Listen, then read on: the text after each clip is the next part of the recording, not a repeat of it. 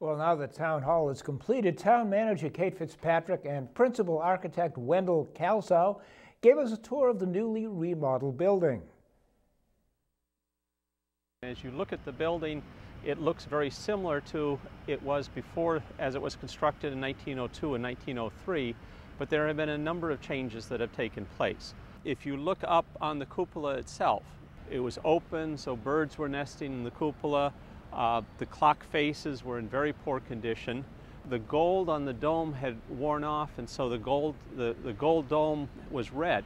The weather vane was broken, and so that didn't rotate properly. So the weather vane was removed, it was repaired, and gold leafed, as well as the dome itself. Another interesting feature is that there's a new door on Highland Avenue, which is an accessible door, glass door, part of the new annex.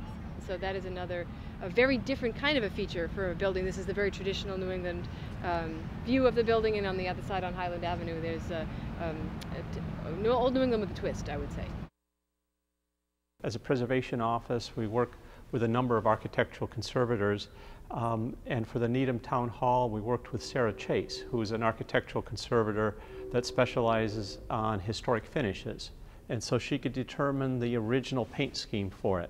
And when she kind of presented the information that it was a fairly dark green paint scheme, there was kind of, that's a little bit of an unusual paint scheme for a Georgian revival or colonial revival municipal building at the turn of the century. And she explained that, it was almost like Wedgwood pottery that would often have a very dark color, and then the details would be in a series of beiges.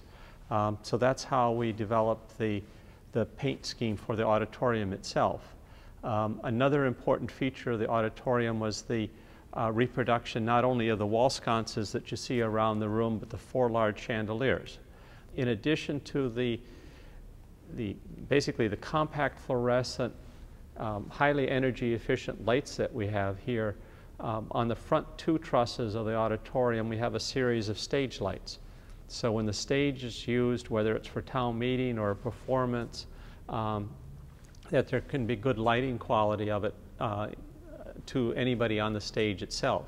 It is a room that really brings you back to the early part of the 20th century, yet the 21st century features are remarkable. The sound quality is excellent. We've used it for several things, and the systems are state-of-the-art, and they're also quite hidden.